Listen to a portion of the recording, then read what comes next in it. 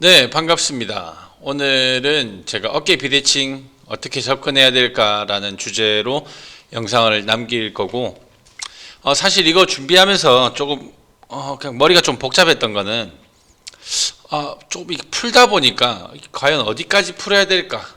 여기까지만 얘기해야 될까? 더 어떻게, 어디까지 얘기를 해야 될까? 사실 그 부분에 대해서, 좀 고민을 했는데, 이게 풀다 보니까, 더 깊게 들어가다 보니까 너무 이게 조금 주제를 벗어나는 것 같아서 제가 일단 최대한 어깨 비대칭에 대한 내용만 제 개인적인 생각으로 정리를 해서 영상을 만들 거니까 그 참고해 주시면 되고, 혹시나 여기 영상에 대해서 궁금한 게 있으시면 얘기해 주시면 제가 추가적으로 설명을 해 드리겠습니다.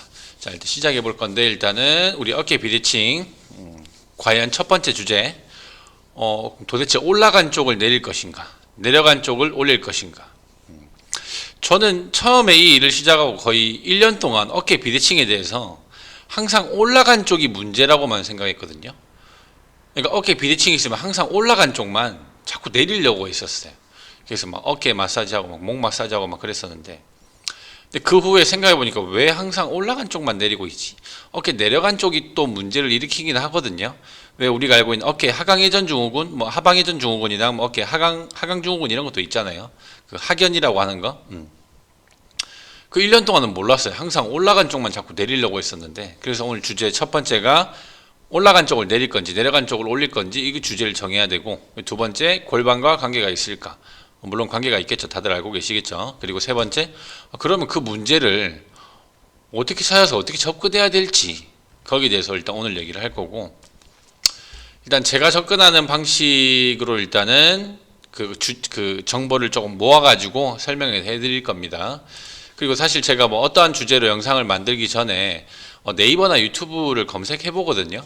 그냥 현재 어떤 식으로 정보가 나와 있는지, 또는 내가 하려고 하는 방식을 이미 하고 있는지, 하려고 하는 방식이라기보다 내가 얘기하려고 하는 정보 전달을 하려고 하는 그 정보가 이미 많이 전파되어 있는지. 사실 그렇게 전파가 많이 되어 있으면 안 하겠죠. 근데 그렇게 막 정리해서가 없기 때문에 그거 확인차 확인을 하는데, 대체적으로 일단 제가 봤던 그 접근 방식이 견갑 부정렬에서 벗어나게 확인하고, 만약 한쪽이 올라갔다면 올라가게 만드는 근육을 이완해주고 내려가게 만드는 근육 운동시켜주고, 제가 딱 1년차 때 했었던 그 방법이 되게 많더라고요. 왜 뭐 1분 만에 어깨 교정해 드립니다, 뭐 1분 만에 뭐 어깨 높낮이 교정, 뭐 이런 거 보면 다 그렇더라고요. 다 계속 막 스트레칭만 하고 막 자꾸 막 마사지만 하고 있더라고요. 물론 이것도 맞는 말이에요. 그리고 오늘 사실 얘기할 주제도 거기 관련된 정보도 포함이 되어 있습니다. 물론 그걸 막 그렇게 깊게 들어가지는 않는데, 원인은 되게 다양합니다. 그 원인들 안에서도 그 문제를 찾는 것도 매우 다양하고 사실 변수가 많거든요.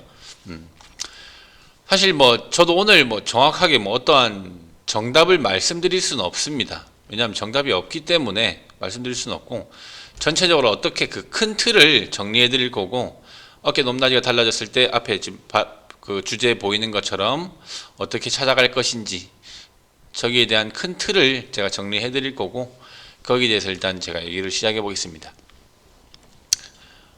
일단 첫 번째로 견갑골의 우리 그 정렬의 위치, 이상적 정렬이라고 하죠. 딱 가만히 있을 때 견갑골 위치 그 파악하는 거, 견갑골 정렬 위치는 좀 알고 있어야겠죠. 뭐 아시는 분들은 뭐 한 번만 더 확인하면 되고, 모르시는 분들은 보시면 됩니다. 견갑골의 이상적인 정렬 위치를 이제 보고 갈 건데, 많이들 들어보고 알고 계실 건데, 그 사진에서 보시는 것처럼 견갑골은 흉추 2번이, 제가 지금 표시는 좀 해놨는데, 흉추 2번에서 흉추 7번 사이에 위치를 하고, 그 흉추 극돌기 있죠. 중간 이 부분 툭 튀어나온 부분을 극돌기라고 하는데, 극돌기에서 견갑골 내측견, 이 안쪽면 내측견까지의 거리가 5에서 7cm 정도라고 하고, 그리고 견갑골의 삼각, 여기 위를 삼각이라고 하고 밑에를 하각이라고 하는데, 삼각과 하각의 위치는 하각보다 삼각이 조금 더 척추뼈 방향으로 향해 있습니다. 하각이 조금 더 앞쪽으로 향해 되어 있고, 여기까지 일단 견갑골의 이상적인 그 정렬이고, 그런데 사실 뭐 견갑골이 저렇게 항상 가만히 있지는 않겠죠. 우리 움직임이 일어나면서 이제 틀어지게 되는데 그 움직임을 잠깐 볼 건데 이렇게 모두들 알고 계시겠지만 제가 빠르게 일단 말씀드리겠습니다. 좌측부터 거상, 하강, 그리고 후인, 그리고 전인, 그리고 다섯 번째 하방회전, 그리고 마지막 상방회전, 이 움직임이고, 보시는 것처럼 견갑골은 6가지의 방향으로 움직임을 만들어냅니다. 그리고 마지막으로 견갑골에 전방경사와 후방경사가 있거든요. 잠시만요. 왜 우리 골반 전방경사, 후방경사는 다들 알고 계시잖아요. 근데 생각보다 견갑골의 전방경사, 후방경사를 모르시는 분들이 있는 것 같아서 포스테리어 틸팅, 엔테리어 틸팅, 견갑골도 전방경사와 후방경사가 있습니다.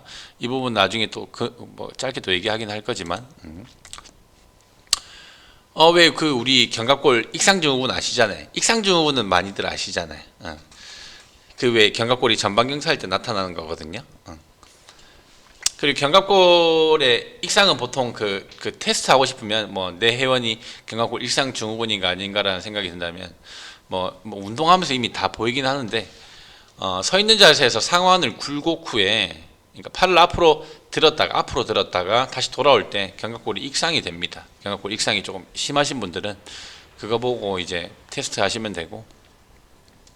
자, 이제 여기까지 보고 이제 제가 예를 들어서 말씀드릴 건데, 아까 우리가 배웠던 견갑골의 이상적 정렬, 이상적 정렬에서 만약 고객의 우측 견갑골의 삼각, 윗부분을 삼각이라고 그랬죠. 밑에를 하각이라고 하는데, 견갑골의 삼각이 흉추 1번의 위치에 있고, 예를 들어 촉치를 해봤더니, 만져봤더니 흉추 1번에 위치해 있고, 좌측 견갑골의 삼각이 왼쪽은 또 흉추 2번의 위치에 있는 것 같아.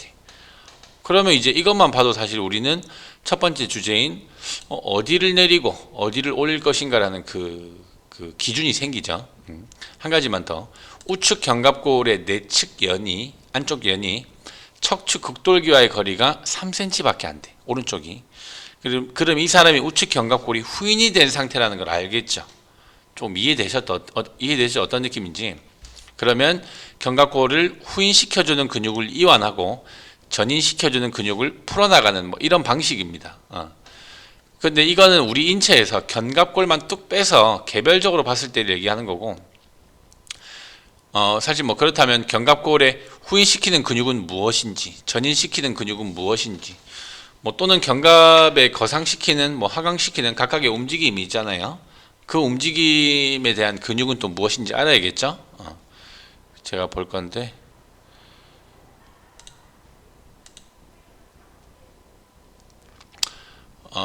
이거 받고, 이거.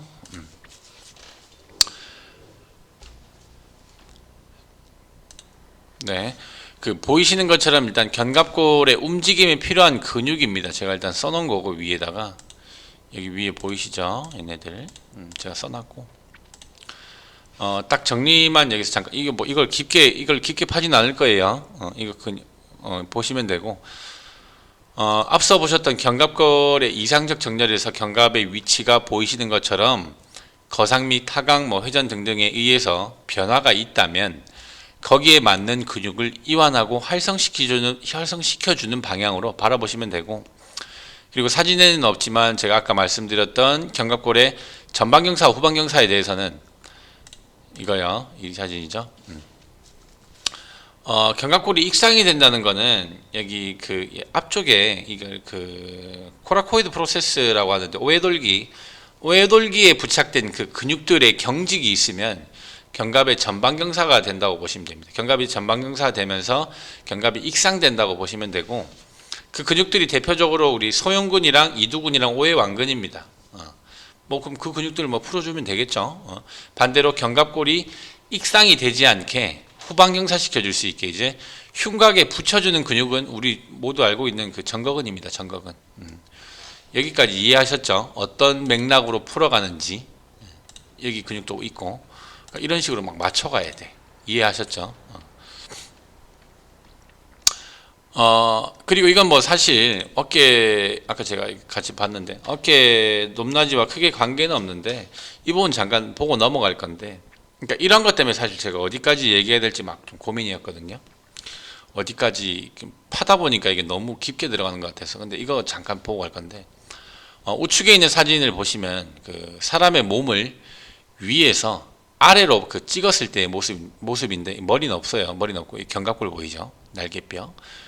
날개뼈, 척추뼈 보이죠? 여기가 앞쪽이고 여기가 뒤쪽이고 이 밑에 사진 똑같아요. 똑같은 방향으로 보시면 되고 보이시는 것처럼 견갑골은 이 지금 각도가 30도라고 되어 있는데 30도 정도의 각도로 앞으로 향해 있습니다. 평평한 게 아니라 이렇게 평평하게 있는 게 아니라 앞쪽으로 이렇게 향해져 있어요. 앞쪽으로. 이 사진 이 정도의 각도인데 뒤에서 봤을 때 견갑골이 그러니까 흉추에 막 평평하게 붙어 있는 게 아니라 앞쪽으로 향해 있다는 걸 얘기하는 거고 이러한 각도에서 움직임을 그 스캡션이라고 하거든요. 스캡션 운동이 되게 한때 또 또 많이 했잖아요.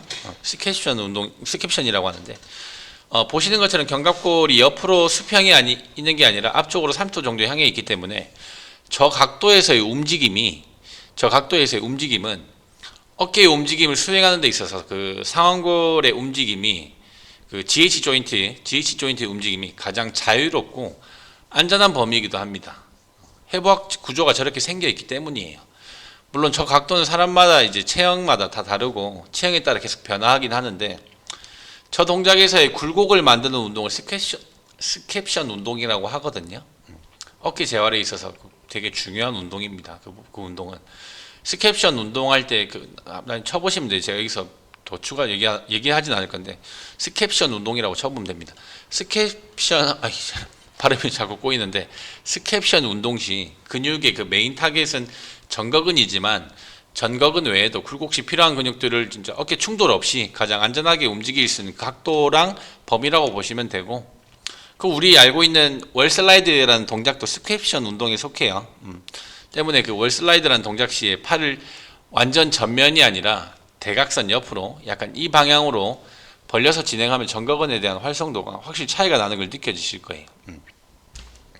견갑 익상이 돼 있는 분 아까 전거근 뭐 얘기했었죠. 스캡션 운동하면 좋겠죠. 일단 오늘 어깨 높낮이라는 주제이기 때문에 여기까지만 짧게 보고 넘어갈 거고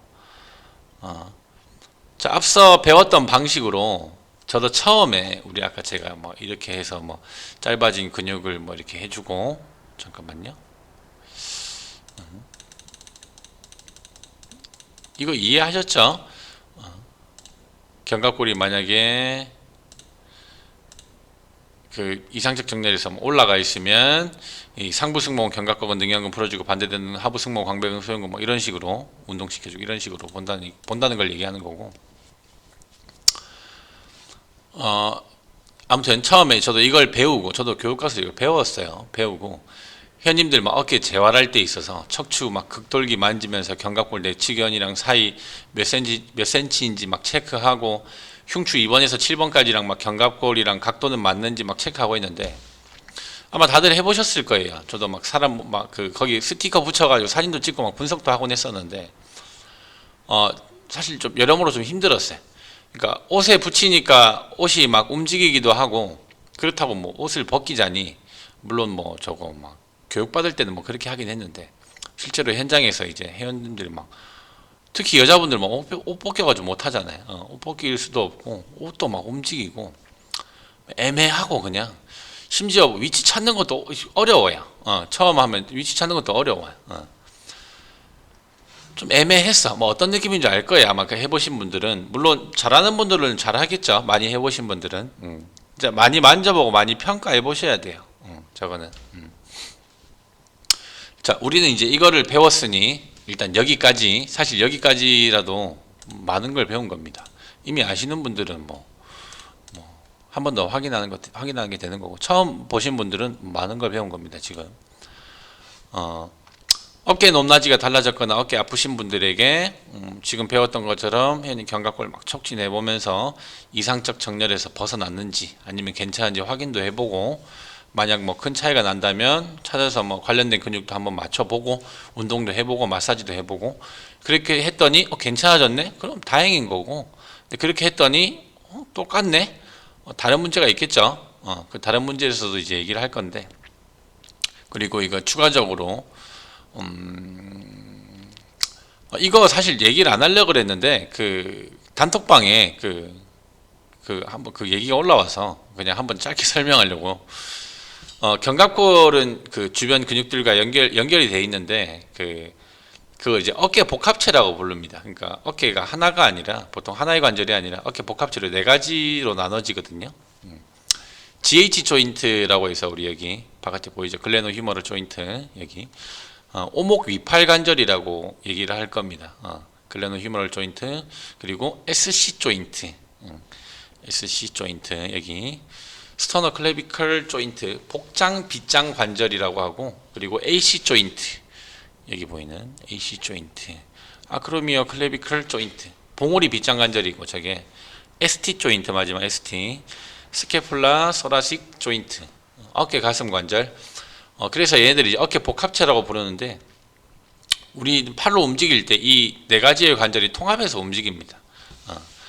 당연히 이제 이걸 알았으면 한 관절에만 제한이 걸리면 당연히 관절 움직임이 문제가 되는 거고 오늘 그냥 딱 이 정도만 이해하시면 돼요. 어깨 관절이 하나가 아니라 네 개구나. 그 중에서 한 군데가 문제가 생겨도 전체적으로 움직임에 문제가 생길 수 있는 거구나. 여기에 대한 그 자세한 내용은 제가 어깨 해부학 골격에 대한 해부학을 할 때 제가 한번 얘기를 할 거고. 자, 이제 견갑골 끝났습니다. 자, 앞서 보았던 견갑 자체의 부정렬로 인한 문제뿐만 아니라 우리는 이미 알고 있습니다. 틀어진 골반이 어깨 높낮이에 차이를 줄 수 있다는 걸. 골반과 관계가 있을까? 다들 알고 계실 겁니다. 관계가 있죠. 뭐 어떻게 관계가 있는지 그거 잠깐 제가 짧게 설명해 드릴 건데 사진 많이 보셨을 거예요. 왼쪽 사진 보시면 숄더 드랍 어깨 떨어지고 펠빅 틸트 뭐 레터럴 틸트 또는 뭐 엔테리어 뭐 포스테리어 또 뭐 마지막 로테이션까지도 틀어지죠. 복잡합니다. 그리고 그 밑으로 니 로테이션 그리고 아치 드랍까지 이렇게 다 연결이 되어 있습니다.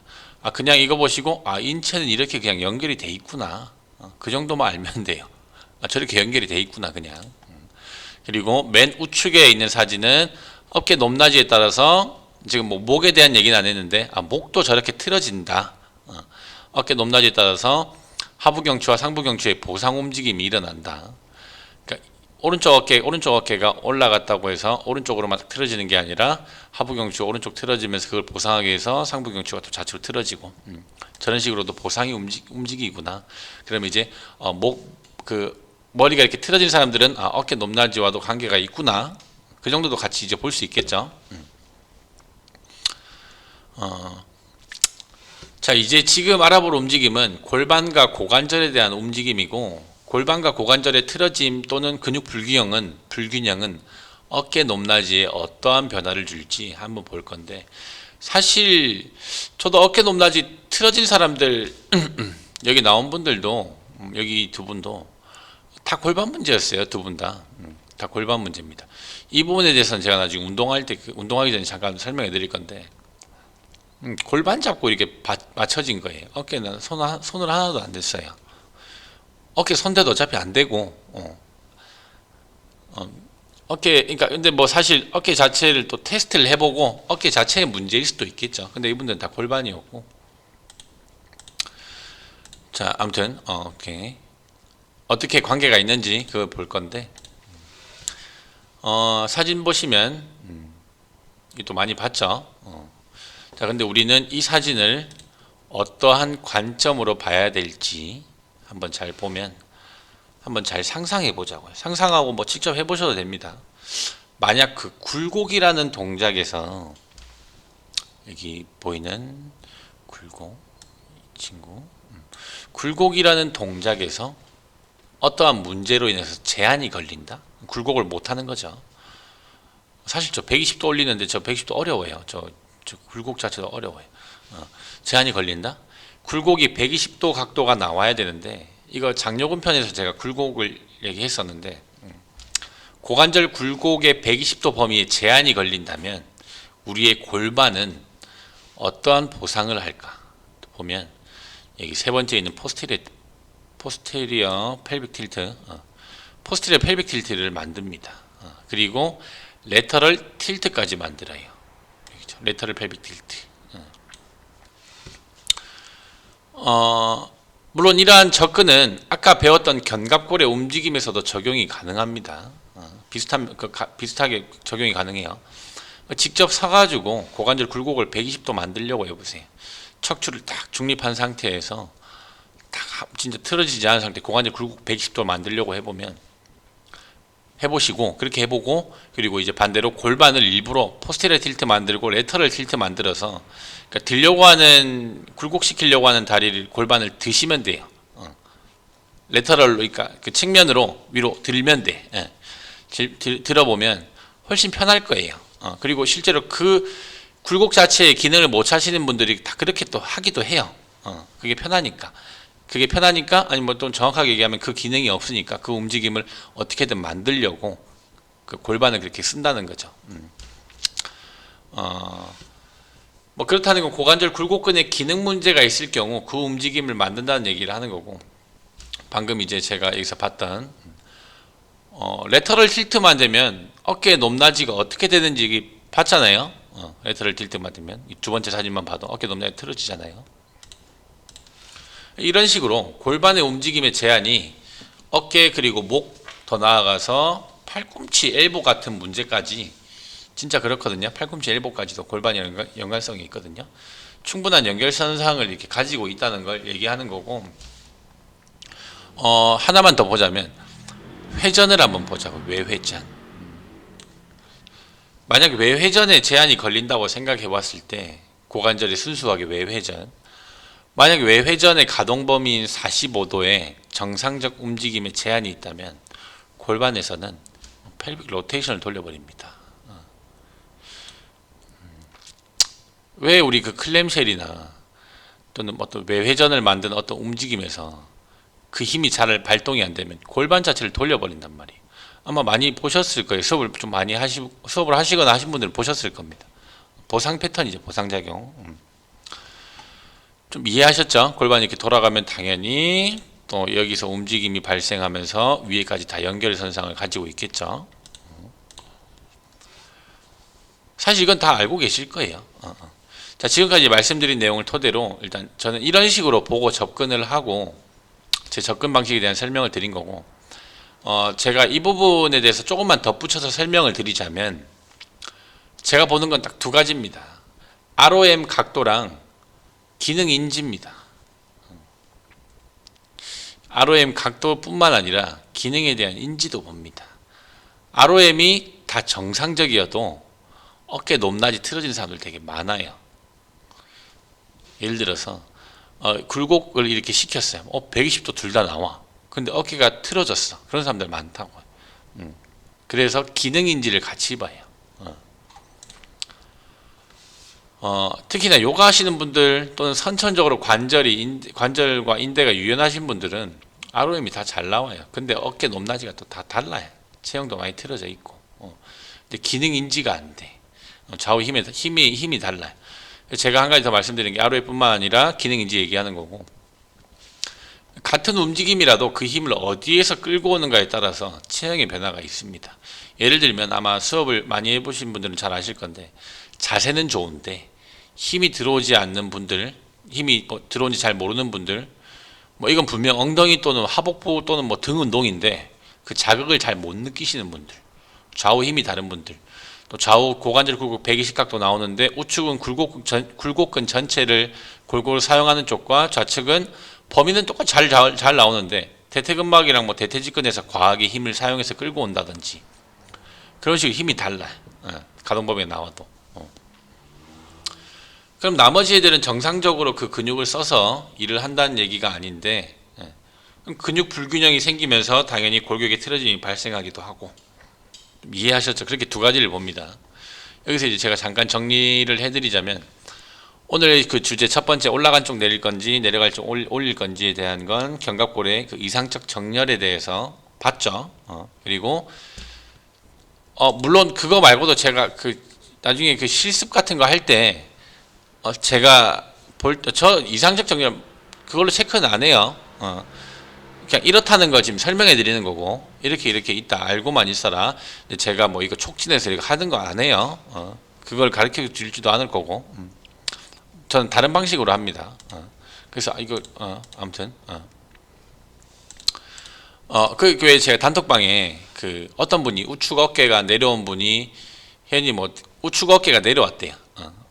어떻게 접근해야 될까라는 질문이 있었는데 제가 거기에 대한 답변으로 좌우 경추 축구를 시켜보라고 말씀드렸는데 그런 식으로 저는 방법을 테스트를 갑니다.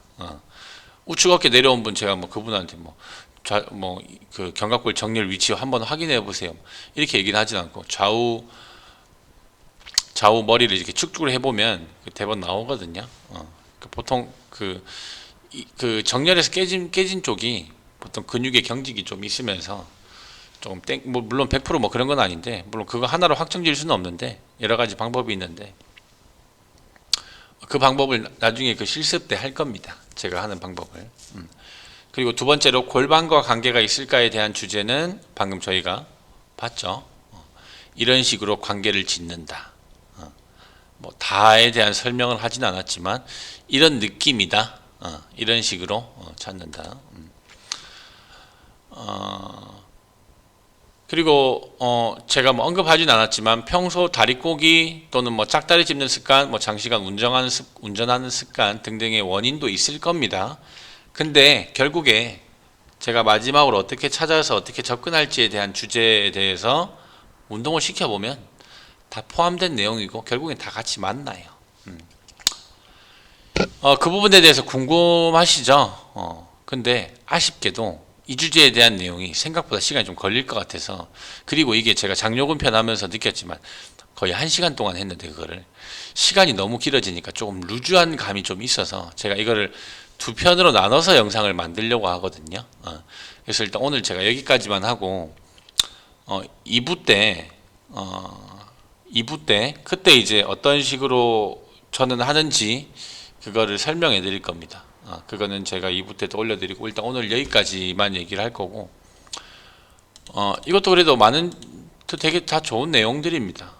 일단 이거 배웠던 걸로 한번 또 적용해 보시고 궁금하신 거는 또 글 남겨주시면 제가 답변해 드리겠습니다. 감사합니다.